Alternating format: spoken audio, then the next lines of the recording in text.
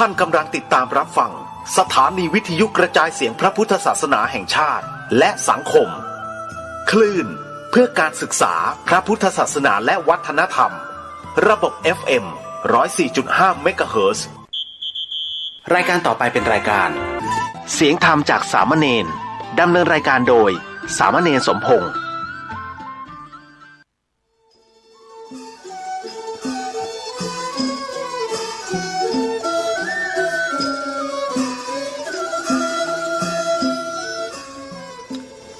โลกนี้มีธรรมประจำที่เมื่อทำดีจะไม่ดีมีที่ไหนมีสุขบ้างทุกข์บ้างช่างปะไรเป็นวิสัยของมนุษย์ปุถุชนขอกราบไหว้สาครูบาอาจารย์ทุกท่านขอเจริญพรศรัทธาญาติโยมผู้ใฝ่ในศีลในธรรมทั้งหลายมาแล้วรายการเสียงธรรมจากเนนน้อยสังเดือจากวัดประแดงทั้งนี้โดยการนำของท่านพระโคโคสิทธิ์หรือยัตยาพรเจ้าวัดประแดงเจ้าคณะตำบลสุเทพเกตหนึ่งดำเนินในการรัตนมาภาพสมณเณรสมพงษ์นั่งจัดรายการอยู่ที่วัดประแดงส่งเสียงมายังสถานีวิทยุ FM 104.5 ของวัดไร่หินซึ่งทางวัดไร่หินมีท่านพระครูสมุวิสุวัตรวรกิจโจนายสถานีและเจ้าอธิการเมตตาเพื่อจะมาภาพได้มีโอกาสได้ฝึกได้หัดในการน้อมนำเอานำธรรมคำสอนองค์พระสัมมาสัมพุทธเจ้ามามาจ่ายญาติโยมฟังอย่างนี้เป็นประจำทุกวันพุธจาก10 โมงจนถึง11 โมงโดยประมาณมีข้อแม้ว่าถ้าทางสถานีบ่มีการถ่ายทอดสดถึงมีก็เลื่อนไปตามเหตุการณ์อาจจะไม่ได้ออกตอนนี้อาจจะไม่ได้จัดรายการตอนนี้อาจจะจัดรายการในชั่วโมงต่อไปหรือวันต่อไปนี่คือที่บอกธรรมภาพญาติโยมทั้งหลายบาอาจารย์เปิ้นได้สอนได้สั่งไว้ตั้งแต่มาบวชว่าอยู่วัดอยู่ไปอยู่บ่ได้มันไหวพระสวดโยโกห้องแล้วก็นำทำคำสอนองค์พระสัมมาสัมพุทธเจ้ามาจ่ายญาติโยมฟังพ้องแต่มาก็ได้ทำตามที่ครูบาอาจารย์เปิ้นได้สอนมาโดยตลอดตั้งแต่วันที่บวชไปจนถึงวันนี้และต่อไปจนชีวิตจะหาไม่แต่มาได้ส่งเทปที่บันทึกไว้ทุกวันจาก4 โมงมาแรงจนถึง2 ทุ่มโดยส่งในทางไลน์ที่เป็นเพื่อนกันในไลน์ใน Facebook ใน YouTube ใน Messenger ที่เป็นเพื่อนกันใน Messenger ใน Facebook โดยเฉพาะใน YouTube พิมพ์เข้าไปว่าเนนน้อยสังเรือเขาก็ได้ปะกันสถานีวิทยุออนไลน์ทั่วโลก104.5 ของวัดไร่หินตมาก็ออนไลน์ทั่วโลก104.5 ของวัดไร่หิน104.5 โดยและตมาโดยใน YouTube เนนน้อยสังเรือโดยทุกวัน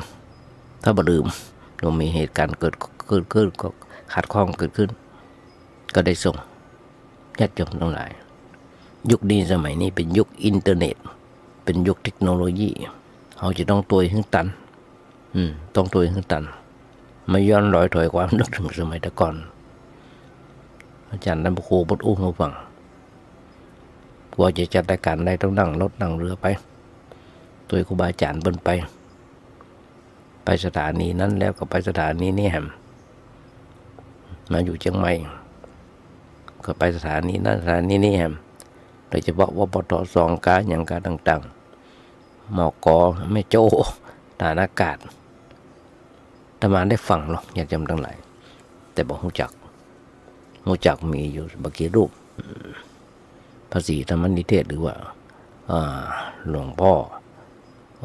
มหาทรัพย์นรินทร์โทบอดปากนิ้วแม่ขจารทั้งยังหายบ่เพิ่นได้ออกหนังแถะหญ้าไปฟังหลักวิทยุมาฟังไปยุคนั้นสมัยนั้นนะเพราะฉะนั้นญาติโยมทั้งหลายเป็นไอดอลต่อมาอย่างหนึ่งนั่นคือตัวอย่างที่ดีอย่างหนึ่งหลายผู้หลายท่านด้วยกันท ที่เป็นตัวอย่างที่ทำให้อาตมาอยากจะมานั่งจัดรายการโยมสว่างสิงหาไกรลาชหรือคุณบรรลบนามวงพรหมหรือที่เป็นสสเนี่ยอย่างก้อนนะป้อนนานป้อนหลวงสว่างสิงหาป้อนหลวงสว่างหรือที่เป็นสสสังกำแปงอย่างก้อนเนี่ยลืมไปให้ละนั่นแหละท่านหนึ่งสมองแย่ญาติโยมทั้งหลายคิดอย่างใดก็จะอู้ญาติโยมฟังเอาละก็จะมาขยายใจความให้ญาติโยมฟังในบทกลอนที่อาตมาว่าถ้าโลกนี้มีธรรมประจำดีเมื่อทำดีจะไม่ดีมีที่ไหนมีสุขบ้างทุกบ้างจังประใดเป็นวิสัยของมนุษย์ปุถุชนก็เคยจะขยายใจความให้ญาติโยมฟังต่อไปนั่นคือ นั่นก็คือว่ามีบทกลอนอยู่บทหนึ่งว่า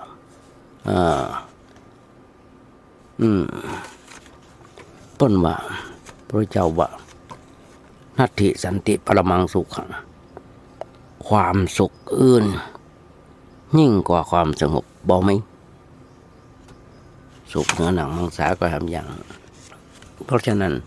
ในวันนี้วันที่จะต้องนั่งจากให้โยมฟังซึ่งเป็นเดือนสุดท้ายของปีเปิ้นบอกใกล้จะสิ้นปีเก่าหรอกแต่ก็ต้อนรับปีใหม่อาตมาเคยส่งสคสให้ญาติโยมฟังได้ทุกปีนี้ก็จะเริ่มวันนี้มาสิ้นปีเก่าต้อนรับปีใหม่ก็เคยอวยพรมันก็จะดีปีน้องญาติโยมทั้งหลายให้มีความสุขมีความเจริญในปีใหม่ปอนที่ฮื้อไปนั้นญาติโยมทั้งหลายบ่ได้หมายความว่าเสกให้ญาติโยมเป็นอย่างนั้นเป็นอย่างนี้ฮื้อปอนบ่พอฮื้อเป็นสุขเด้อจะเป็นสุขขึ้นได้อย่างไรบ่มีทางที่จะเป็นสุขได้ตามที่เขาต้องการเพราะความดีความชั่วความสุขความทุกข์ความเสื่อมความเจริญความมั่งมีความทุกข์ความยากที่เกิดขึ้นในชีวิตของเขานั้นมันไม่ได้เกิดมาจากสิ่งภายนอกแต่เกิดจากภายในซึ่งเกิดจากภายในก็หมายความว่าเกิดจากตัวเขาเอง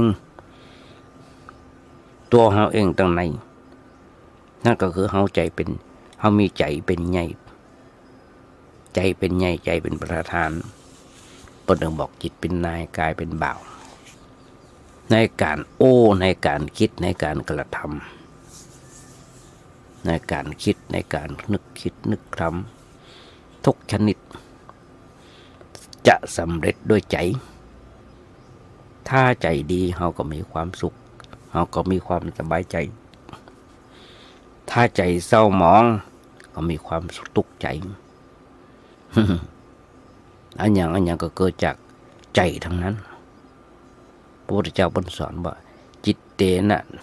นิยติโลโกโลกถูกจิตนำไปหรืออย่างหนึ่งว่าจิตนำโลก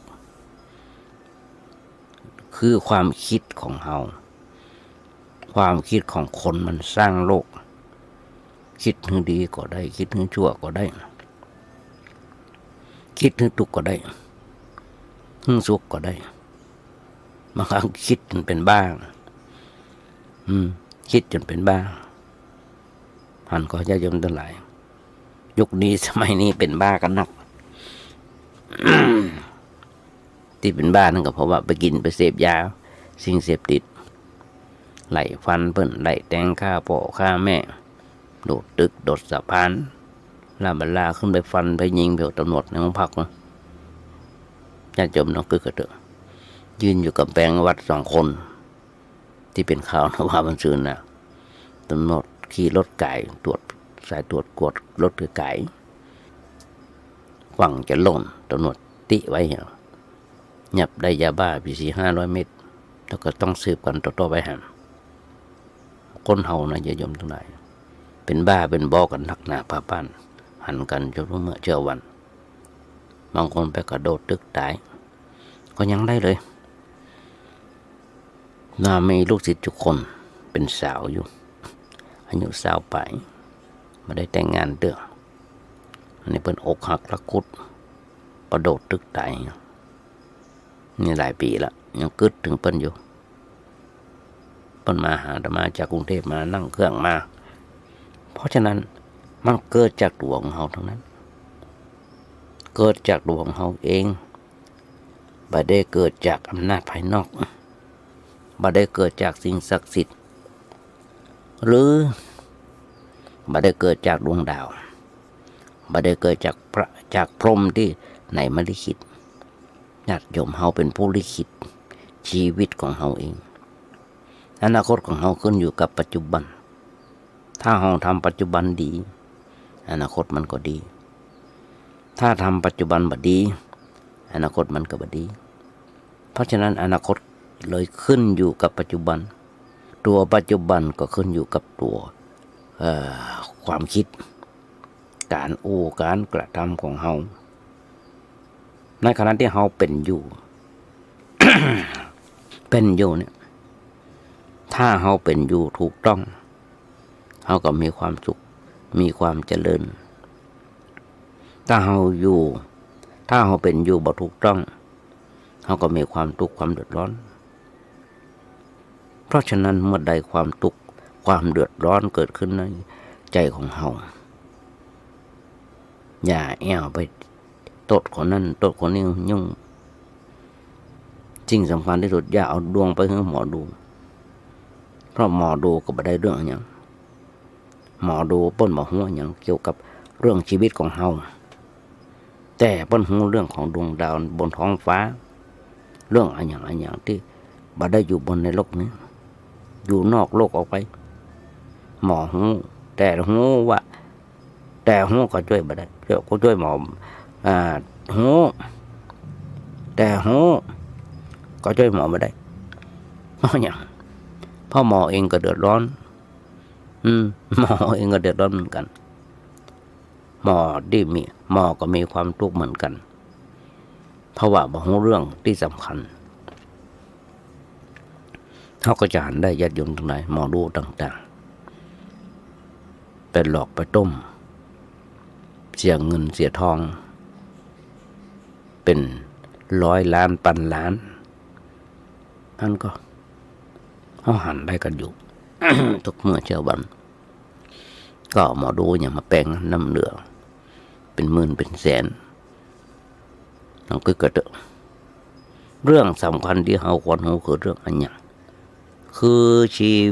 อเรื่องชีวิตของเราเรื่องชีวิตของเราเองเราต้องเรียนรู้ตัวของเราเองตัวของเราเป็นผู้สร้างตัวของเราเป็นผู้สร้างตัวของเราเอง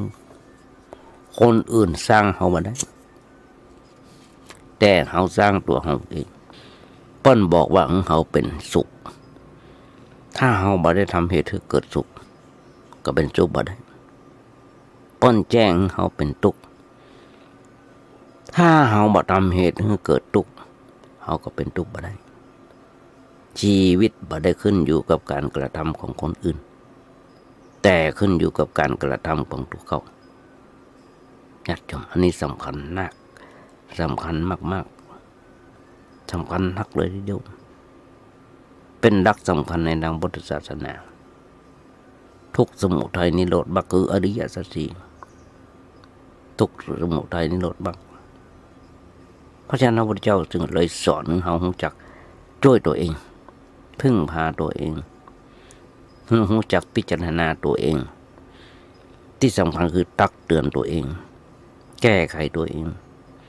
ตนเตือนตนให้พ้นผิดตนเตือนจิตให้พ้นไปตนเตือนตนไม่ได้แล้วใครจะเตือนถ้าเราคิดแก้ไขตัวเก่าสิ่งหลายอย่างก็จะเรียบร้อยแต่ถ้าเราบอกรู้จักแก้ไขตัวเองอย่างมันก็บ่เรียบร้อยเพราะฉะนั้นควรคิดให้ถูกต้องปลูกให้ถูกต้องทำให้ถูกต้อง แล้วก็คบคนถูกต้องแล้วไปสู่ที่ถูกต้องญาติโยมก็จะหันได้ที่ผ่านมาเป็นข่าวกันที่ผ่านมาอาตมาก็ถึงบอกพระพุทธเจ้าหรือครูบาอาจารย์เพิ่นได้สอนได้บอกไว้กำโอ้เป็นนายตุกเก่ากำโอ้เป็นนายตุกเก่าติดคุกติดตารางมาน้อยเลยล่ะเดือดร้อนหอนไหม้กันหันกันอยู่ทุกเมื่อเช้าวัน5 พยางค์ 5 ข้อที่อู้จำมันดีของดีสำหรับชีวิตนั่นคือคิดดีทำดีคิดดีอู้ดีทำดีคบคนดีแล้วไปสู่ที่ดี5 อย่างนี้อันอย่างมันก็จะดีด้วยไหมแต่ถ้าเราคิดบดีอู้บดีทำบดีคบคนบดีไปสู่ที่บดีเขาก็จะมีความทุกข์มีความเดือดร้อนห้อนใจเพราะฉะนั้นเวลาใดเขากลุ้มใจเครียดมีปัญหาชีวิตอย่าไปกุ้มใจอย่างเดียวอย่าเครียดอย่างเดียวแต่ต้องคิดว่าเฮานี่มันกุ้มใจเรื่องอะไรเครียดเรื่องอะไรพอที่ตัวของเฮาพิจารณาตัวเองเพื่อหูว่าหูหันว่าตัวเฮาทำมันอย่างคิดอะไรอย่างอู้อะไรอย่างไปที่ไหนถึงได้เกิดเหตุแบบนี้ขึ้นเช่นบางคนเข้ากับผับเด็กบ่าวแจ้งมาเจ็บหัวเดือดร้อนร้อนไหมเมาเหล้าขับรถโจรกันบาดเจ็บไปนอนโรงพยาบาลเริ่มต้นปีใหม่วันที่30 31ที่1หยุดงานกัน3 วันก็เดือดร้อนกัน3 วันมันจะเอาตัวเอาเดือดร้อนอย่างเดียวถ้าเอาไปเอี่ยงในคลับพับลิกบ้านหรือว่าไปที่ไหนต่างๆนะไปฉลองส่งท้ายปีเก่าต้อนรับปีใหม่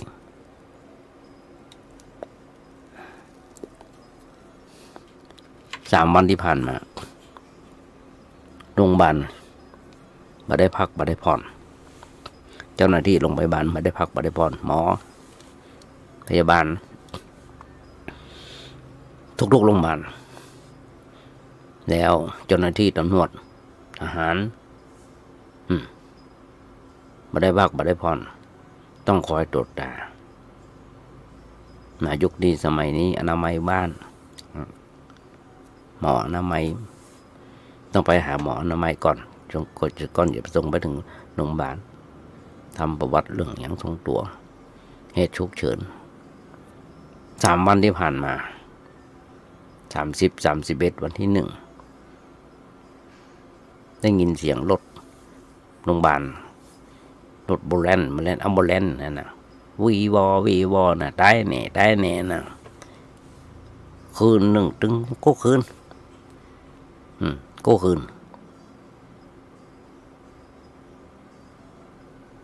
นะเพราะฉะนั้นเป็นแบบเนี้ยญาติโยมทั้งหลายเราจะเอาอย่างไรกันเจ้าอย่างพระพุทธเจ้าว่าก่อนมันเลยทำเกิดเหตุแบบนี้ขึ้น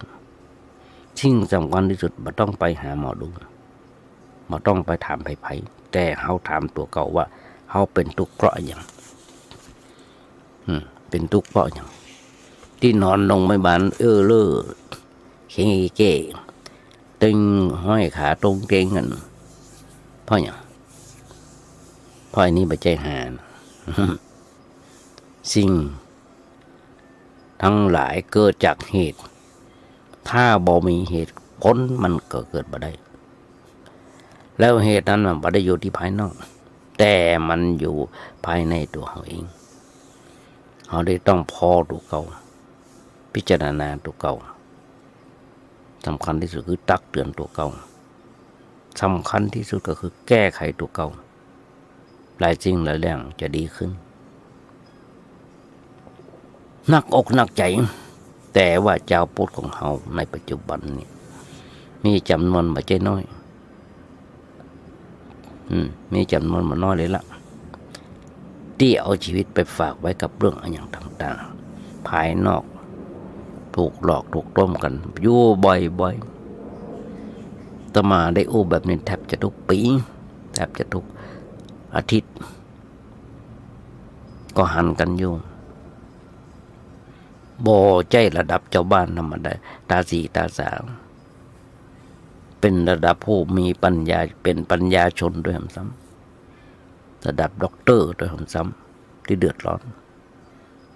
นี่ก็เพราะป้นบอกเข้าใจบ่ใจปัญญาเป็นเครื่องพิจารณา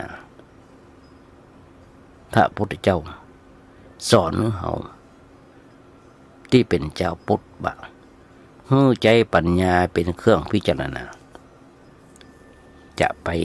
ไหนจะทำอันยังจะเกี่ยวข้องกับไผต้องพิจารณาอย่างรอบคอบถ้าเฮาพิจารณาตัวเองยังมาจำแจ้งก็ไปหาผู้รู้เป็นผู้ช่วยเหลือในการพิจารณาไปวัดก็ไปหาพระแต่ยากยากจมตรงไหนต้องเลือกจะไปหาพระที่วัดก็ยากแต่ว่าวันซื่นที่มีเป็นข่าวมีอยู่กลุ่มหนึ่งพระนะกลุ่มหนึ่งต้นหอมบอกแครอทแชร์แครอทตั้งกลุ่มแชร์ขึ้นมาเป็นข่าวระดับพระผู้ใหญ่ทั้งนั้นเลยต้องมีเงินเล่นแชร์กันหลักแสนหลักล้านแล้วเงินที่ไหนหลักแสนหลักล้านไม่ใช่เอาเงินที่ญาติโยมถวายกันน้องมาก่อนสักหน่อยเป็นข่าวบักกี่วันก็เงียบเปิ้นไม่อยากจะให้มีข่าวเพราะอายเปิ้นนี่ความจริงญาติโยมทั้งหลายตมาถึงกล่าวเจ้าของแชร์ใหญ่ๆโดนจับอยู่ในคุกตารางในคุกในตาราง เพราะฉะนั้นถ้าไปหาพระก็ต้องแนะนำเจ้าบ้านในทางที่ถูกที่ชอบอย่าแนะนำเจ้าบ้านในทางผิดทางเสียหายอาตมาบอกเอาอย่างนั้นญาติโยมทั้งหลายครูบาอาจารย์เพิ่นมาได้สอนอาตมาในทางดีครูบาอาจารย์เพิ่นได้สอนในทางดีก็แนะอธิบายอย่างดีคือเพิ่นฟังเพื่อเป็นที่พึ่งทางใจแก่ประชาชนเป็นผู้นำเจ้าบ้านได้อย่างแท้จริงญาติโยมทั้งหลายสถานีวิทยุ FM 104.5 ของวัดพระหินออกอากาศทั่วโลกตลอด24 ชั่วโมงบ่มีโฆษณาขั้นมีครูบาอาจารย์บัณฑิตนักปราชญ์สับเปลี่ยนหมุนเวียนกันเอาธรรมะมาญาติโยมฟัง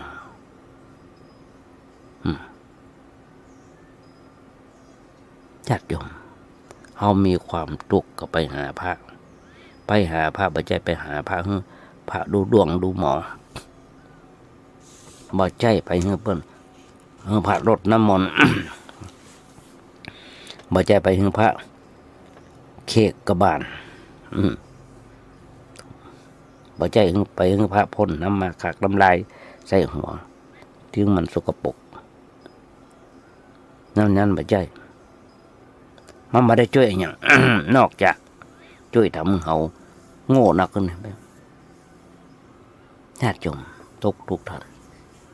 ที่ฟังรายการไปหาพระหรือการไปวัดมันต้องมีเป้าหมายว่าเราไปเพื่อศึกษาธรรมะของพระพุทธเจ้าเพื่อเกิดความรู้ความเข้าใจถูกต้องจะได้ปฏิบัติถูกต้องผลที่ได้รับก็ถูกต้องตามไปเลยเมื่อไปหาพระ ต้องไปสนทนาไต่ถามในเรื่องอะไรอย่างต่างๆที่เขายังบ่ฮู้บ่เข้าใจจะต้องเป็นคนกล้าถามอย่ามาเป็นคนขี้ขาดในการที่จะถามถ้าบ่ถามก็โง่ต่อไปแต่ถ้าเราถามเราฉลาดขึ้นรวกขึ้นเพราะฉะนั้นไปวัดต้องไปศึกษาวัดเป็นสถานที่ศึกษาวัดเป็นสถานที่ศึกษาของประชาชนของพี่น้องศรัทธาญาติโยมทั้งหลายอย่าไปวัดเพื่อเล่นเพื่อสงวนงานสันเล่าอย่าไปพออย่างต่างๆที่บ่ถูกบ่ต้องที่ทางวัดปัญญาอ่อนจัดขึ้นเมื่อลงไหลมัวเมาญาติโยมทั้งหลายบางวัดเริ่มออกพรรษามามีกฐินมีพระป่ามีกฐินมีพระป่าจัดงานรื่นเริงกันท่านก็ญาติโยมทั้งหลายฆ่ากันในวัดมีวงดนตรีมีหมอลำมีอย่างต่างๆฆ่ากันอย่างต่างๆแม้กระทั่งเต้นลำโพงก้นเขาใส่เกือบตายบาดเจ็บไป2 คนตายไปคนฮะมันไม่ใช่ญาติโยมทั้งหลาย มันไม่ใช่เรื่องนั่นไม่ใช่เรื่องเพราะฉะนั้นการไปทำบุญตามวัดอย่าไปทำงานอย่าไปทำเวลามีงานเพราะถ้าเวลามีงานก็ถูกชักไปชัก%หอมร้อยเอาไปทำบุญ 30-70 บาทเอาไปจ่ายก็โมโหดีโมโหระสบต่างๆ มีเนาะญาติโยมทั้งหลายเพราะฉะนั้นเวลาเอาไปจะไปทำบุญที่บัดไปหาไปเวลาที่บัดต้องมีงานกันไปทำบุญเฉยๆไปถวายพระบำรุงวัดวาอารามส่งเสริมกิจการพระศาสนาเงินที่เราทำบุญมันก็จะได้ 100%มันต้องจักหันจักนี่หักหันหักนี่ซึ่งเป็นการกระทำที่บ่ถูกต้องของวัดวาอารามต่างๆนักหนาบ้านเที่ยวหันกันญาติโยมก็ลองคิดก่อนนะหน้าแรงจะหันไปยาวออกภาษาไปแล้วนะจะหันไปยาวตรงกลางถนนวัดนั้นฝั่งลูกนิมิตวัดนั้นจะสร้างจะทำโบสถ์จะลองโบสถ์จะลองศาลาการประเรียนอย่างต่างๆสัพพะเขาจะหันได้เพราะฉะนั้นเราจะไปทำบุญสุนทานก็ไปตามปกติวันไหนว่างก็ไปบอกว่าจะเป็นวันเสาร์วันอาทิตย์ก็ได้นั้นถ้าไปวัดอย่างเปิ้นแนะนำกันวัดอย่างก็เนี่ยวัดอยู่ในเวียงเนี่ยนะเปิ้นมีโรงเรียนตัวแล้วมีที่เลี้ยงละอ่อนตัวนะเอาละอ่อนชาวเขามาเลี้ยงเพื่อส่งเฮียนวัดอย่างมาจำบ่ได้หรอกหรือไม่กับวัดพระบาทน้ำพุเนี่ยนักหนาประปานหลายวัดที่มีกิจการแบบนี้ก็คนอย่าไปทำแบบนั้นแต่ถ้าทำผิดมันมีความสุขญาติโยมทั้งหลายนับถือพุทธศาสนาต้องเข้าใจหลักธรรมคำสอนของพระเจ้าให้ถูกต้องชัดเจนต้องทำตัวเป็นผู้รู้เป็นผู้ตื่นเป็นผู้เบิกบานแจ่มใสในรสพระธรรมคำสอนของพระพุทธเจ้าแล้วก็จะต้องเอามาปฏิบัติในชีวิตประจำวันเพื่อทำให้ชีวิตของเขาให้ดีขึ้นให้เจริญขึ้นเขาก็จะมีความสุขกายสบายใจญาติโยมทั้งหลายอาตมาขอยกตัวอย่างประชายคนหนึ่งชื่อว่าคนตื่นธรรมเป็นบุคคลคนหนึ่งที่เอาธรรมะของพระพุทธเจ้ามามาจ่ามาเผยมาแผ่ให้ญาติโยมฟัง อาจารย์เบียร์เป็นคนตื่นทำนะคุณบ้านนั่นคือตัวอย่างหนึ่งที่ดีดีแม้กระทั่งพระสงฆ์องค์เจ้าต้องไปต่อว่าเพิ่นไม่ใช่หน้าที่ของเจ้าปุถไม่ใช่หน้าที่ของเจ้าบ้านที่จะเอาธรรมะมาไม่ใช่มันถูกต้องจะมาหันว่าจะเป็นพุทธบริษัททั้งสี่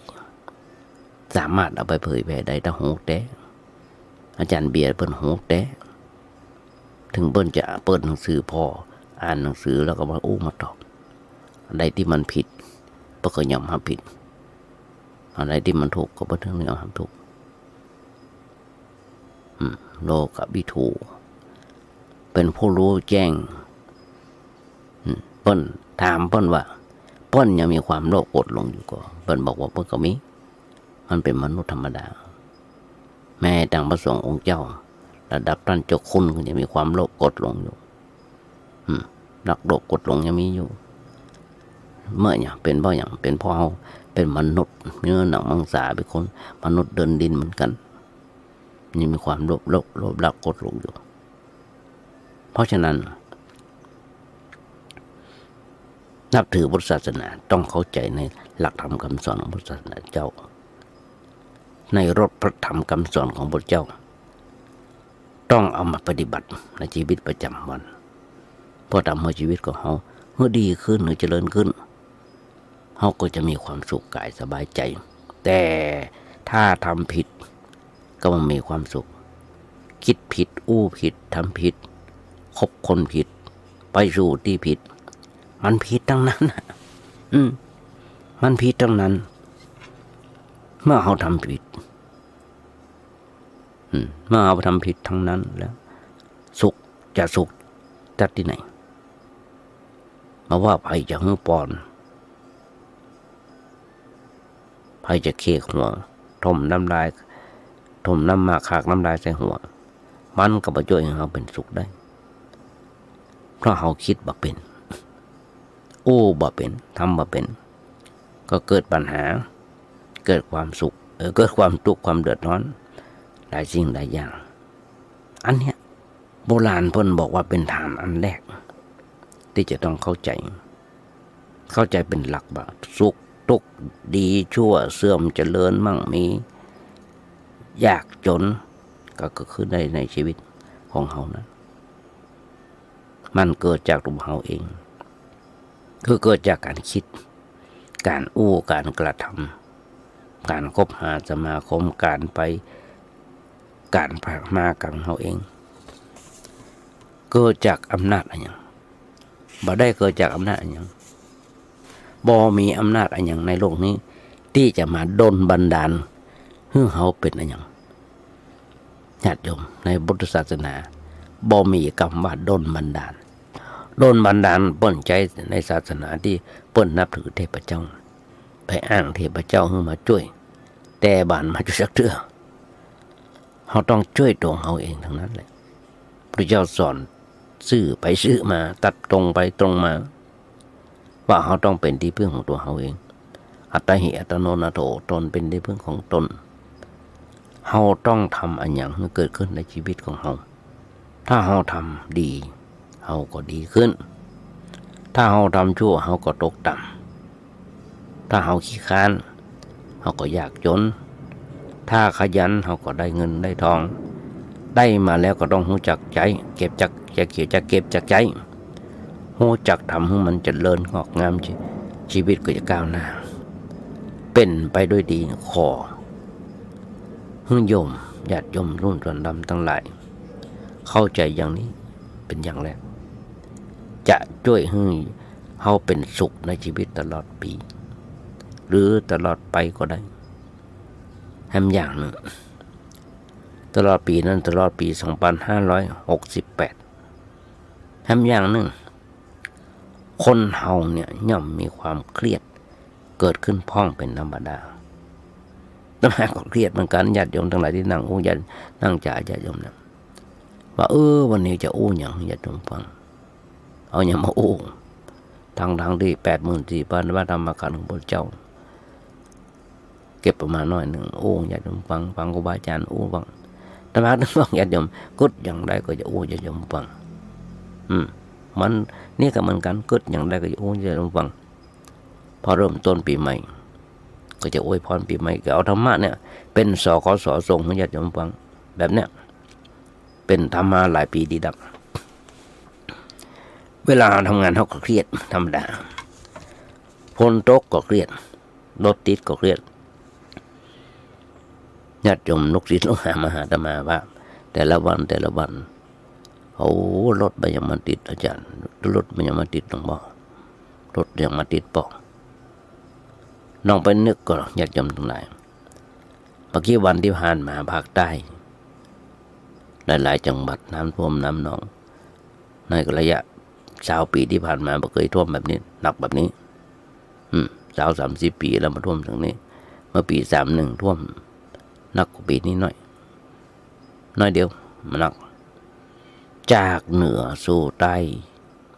เหนือหังเฮาน้ำท่วมน้ำหนองทำให้คนล้มตายหายจากกันไปหลายคนเป็น10 ปีน้ำท่วมน้ำหนองขึ้นโอ้เสียหายมาน้อยเลยหลายๆตำบลหลายๆอำเภอด้วยกันในเชียงใหม่ของเฮานี่ก็ท่วมลำปะแดดการอย่างการเนี่ยเสียหายไม่ใช่น้อยเดี๋ยวตอนนี้ย้ายขึ้นไปประเทศไปจังหวัดภาคใต้มาถึงบอกฝน8 แดด 4ฝน8 แดด 4ปีนี้หนักจากยมตั้งไหนน้ำท่วมน้ำหนองอย่างปอเตือดอยแต่ละมันที่โคลนมันไหลลงมาโอ้ยน่ากลัวถนนหนทางขาดเป็น40-50 เมตรตัดขาดไป40-50 เมตรรถไฟอย่างไปบ่ได้หยุดแค่ปลายทางแค่นั้นเองไปบ่ได้เลยห้องหันแล้วเป็นหน้าที่อินดูหลายจริงหลายอย่างหน่วยงานของรัฐทุกๆหน่วยงานช่วยเหลือกันท่านก็ญาติโยมทั้งหลายบางคนเครียดฝนตกก็เครียดรถติดก็เครียดไปไหนก็บ่ต้องบ่ได้ดังใจบางคนรถเสียกลางทางก็เครียดดุด่าคนขับดุด่าลูกน้องที่ขับรถอยู่ไปดุจะไปด่ามันเลยเดี๋ยวมันก็ลมเสียโคตรขึ้นมามันขับรถไปแจ้น้ำขับรถตกน้ำไปเปล่าเจ้านายอาบน้ำมาได้บ่เบิกด่าไปทั่วมันซ้ำไปคนเฮาญาติโยมทั้งหลายต้องนั่งใจสงบใจมีปัญญามีเหตุมีผลอย่านำมันอย่างที่เข้าเรื่องทุกคนหัดควบคุมตัวเองเรื่องนี้มันต้องประพฤติธรรมคือธรรมะช่วยเราได้ถ้าเฮาประพฤติธรรมธรรมะรักษาเฮาถ้าเฮาบ่ประพฤติธรรมธรรมะก็บ่ช่วยเฮามาหักเฮาต้นห้องว่าตัดหางปล่อยวัดกันเลยเบาใจใส่กันเลยคนบางคนเอาหมาขี้เหี้ยนไปปล่อยวัดเอาแมวไปปล่อยวัด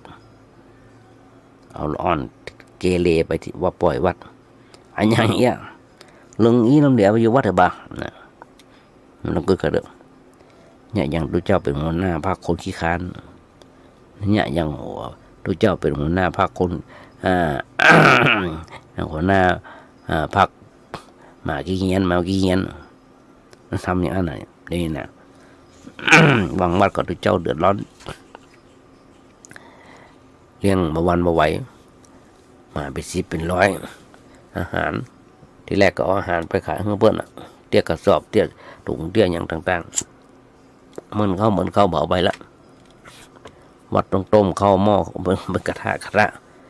เพิ่งมากันเอาอาหารเดี๋ยวมีอาหารเม็ดหมามันก็เบื่อเหมือนคนนะคนนี้นอนเกเรก็ไปปล่อยวัดแต่ต้องเอาไปฝากลูกเกเรเอาไปวัดก็ได้ไม่จะว่ามาได้แต่ต้องเอาไปฝากไปฟังทำความเข้าใจกันเล่าหูทุกเจ้าบนหูว่าลูกเป็นอย่างใดทุกเจ้าไม่ได้ช่วยแก้ไขแต่เอาหมาขี้เหี้ยนไปปล่อยวัด เอามาได้เรื่องอะไรยังทำให้วัดสกปรกด้วยมันลำบากเดือดร้อนหลายที่หลายแห่งหรือบางทีคนมานั่งขายนกขายอย่างดังๆที่เขาหันกันมาเดี๋ยวนี้มาได้ละเปิ้นจับเปิ้นยับปีใหม่ทำยิงเดี๋ยวนี้มีการปล่อยปลาปล่อยนกปล่อยหยังหันกันอยู่บางสิ่งบางป่าบางชนิดก็ปล่อยมาได้บางชนิดก็ปล่อยได้เขาต้องซื้อไปปล่อยนะเขาบอกป่าว่านกชีวิตของเฮามันขึ้นอยู่กับการกระทำของเฮาเองอันนี้หลายเรื่องหลายหนแต่ว่าก็ยังจะต้องพร้อมที่จะแต่จะย้ำให้ญาติโยมฟังมันเข้าใจที่ว่าญาติโยมฟังบ่อยๆแบบนี้ซ้ำแล้วซ้ำไปแบบนี้ก็เพราะยังหันการกระทำหรือความประพฤติเดิมๆของญาติโยมอยู่ที่ว่าความประพฤติที่เดิมๆอยู่ก็คือทำที่ถูกต้องมันมีการเปลี่ยนแปลงฟังหูทวนลมฟังหูซ้ายเข้าหูขวาออกหูขวาเข้าหูซ้ายออกหูขวาเพราะยังไม่ค่อยเข้าท่ายังไม่ค่อยเข้าใจยังมีคนเชื่อแบบเร็วไหลอยู่ในสมองเยอะเพราะความเชื่อที่บ่ถูกต้องถูกหลอกถูกต้มอย่างที่ผ่านมาคนงานหลายคนถูกหลอกไปเมืองนอกถูกหลอกไปเมืองนอกบางคนก็ได้แก่กระดูกพลิกบ้านบางคนไม่ได้กระดูกพลิกบ้านด้วยมันทำก็มีคนที่หลอกมันบอกว่าอ้างเป็นบริษัทจัดหางานแต่มันล้มไปแล้วมันหลอกเอาไปต้มถึงเกาหลีเดือดร้อนถึงรัฐบาลไทยกระทรวงแรงงานต้องขอเรือขอเครื่องค่าเครื่องอย่างต่างๆพลิกมาอย่างปอเดือดต้องติดคุกติดตารางอยู่ถ้าไม่ถูกต้องถ้าไปแบบผิดกลับมาเราจะเอาเงินที่ไหนมาให้เพื่อนบางคนกู้หนี้ยืมสินเพิ่นไปโดยเฉพาะทางภาคเหนือและภาคอีสานเขานะหนักโมเนี้ยมันเอาไปใจหมดแล้วแรงงานต้องขอเรือแล้วกลับมาแล้วจะเอาเงินที่ไหนไปใจหนี้เพิ่นอันเนี้ยเขาต้องรอบคอบจะไปไหนจะทำอะไรอย่างต้องปรึกษาหารือกับข้าราชการกรมแรงงานที่เพิ่นมีไปถามนายอำเภอก็ได้ไปถามแรงงานจังหวัดก็ได้หมู่เนี้ยมันเป็นอย่างไรมีความโลภมากอยากได้นั่นเองมันจะเลือกอะไรอย่างมีความขี้โลภแล้วก็ทำผิดหลายสิ่งหลายอย่างทำให้มันถูกต้องบางคนถูกจูงหูดังไปต้มที่เกาหลีระยะทางมันไกลไปแล้วกลับมาได้จะเดินมาก็มาถึงเมืองไทยกว่าจะถึงเมืองไทยก็เป็นปีเขาบอกเข้าใจบ่ศึกษามาใต้ถามสถานีวิทยุทุกๆสถานีประกาศโทรทัศน์ประกาศมาถูกดอกถูกต้มก็ยังมีการออกข่าวมันมีออกข่าวทุกเมื่อเยอะวันทุกวันข่าวกันทุกดอกทุกต้มฟังแล้วฟังแล้วก็จำไว้กันพ้องจะได้มีเกิดความเสียหายญาติโยมแต่ว่ากฎหมายไทยของเราจะทำอย่างนั้นมันก็ไม่ได้หรอกญาติโยมมีเรื่องที่เปิ้นเล่ากันมาแต่มาจำคลับคล้ายคลับคลาก็จะเล่าอย่าจะมาฟังแบบคลับคล้ายคลับคลาเนี่ยเพราะว่ามันจะต้องเล่าคิดได้ก็อย่างที่เล่าฟังมียายแก่คนหนึ่ง บ้านอยู่ทางอีสานหลอกคนไปจำนวน15 คนหายไปเลยเอาไปไหนบ่ฮู้คงปลาข้ามประเทศลาวแล้วเอาไปต้มไปยำในประเทศลาวแล้วตัวหากันมาปะตำรวจตัวหาทุกวันทุกจังหวัดตามชายแดนยังมาปะคนเหล่านั้นไม่ได้ไปแค่คนนะเอาไปทองเอาเงินเอาเงินไปตัวเขาบอกว่ารักษาโรคหายประเดี๋ยวเนี่ยโรงพยาบาลของข้าราชการมีทั่วไปทุกคนทุกแห่งตามอำเภอก็มีทุกศาลาตามจังหวัดอำเภอใหญ่ๆก็มีโรงพยาบาลอนามัย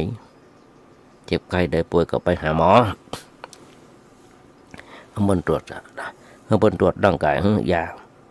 อย่าไปหาหมอผีอย่าไปหาหมอปลุกเสกน้ำมนต์เมื่อกินพ่องทำอย่างนั้นอย่างนี้แบบไสยศาสตร์มันช่วยไม่ได้ คนเฮาสมัยนี้ต้องฉลาดอย่างน้อยๆต้องเลิกนับถือไสยศาสตร์เลิกนับถือความโง่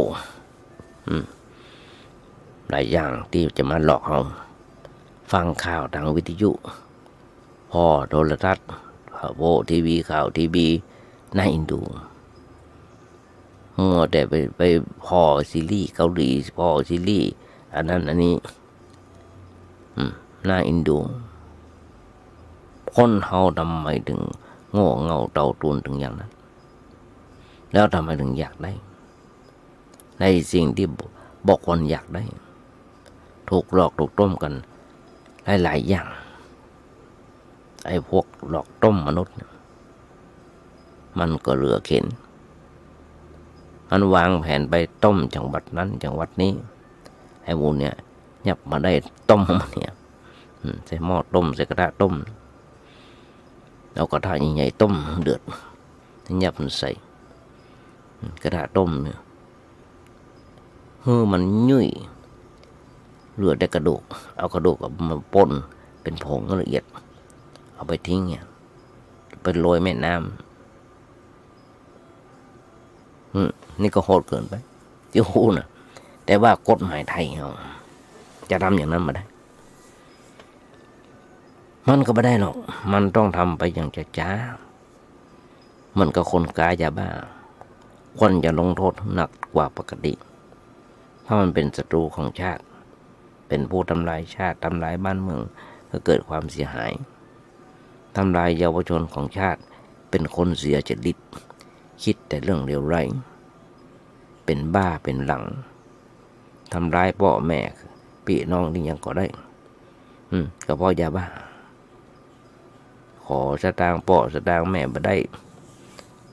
เผาบ้านเผาจองขู่พ่อขู่แม่โอ้สปะยาบ้าประเดียวนะญาติโยมทั้งหลายมันผลิตกันง่ายข้ามมาจากวังบ้านเปิ่นเข้ามาบ้านเฮาไปใจกับมา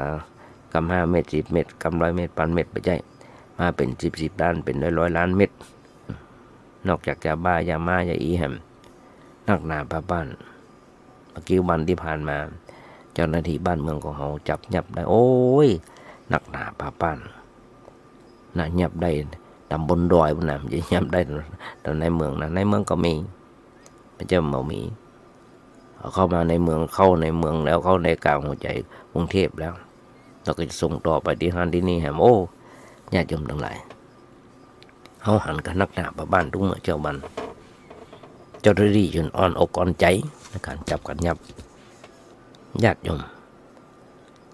มันยากอย่างเรามันต้องใจแมวมองต้องใจแมวมองแมวมันมองมาหัวต้องเอาคนไปมองไปสืบไปหาขี้ยาหยับขี้ยาเขาว่านะขี้ยาหยับขี้ยาหยับได้ก็ลงโทษแต่มันไวๆหน่อย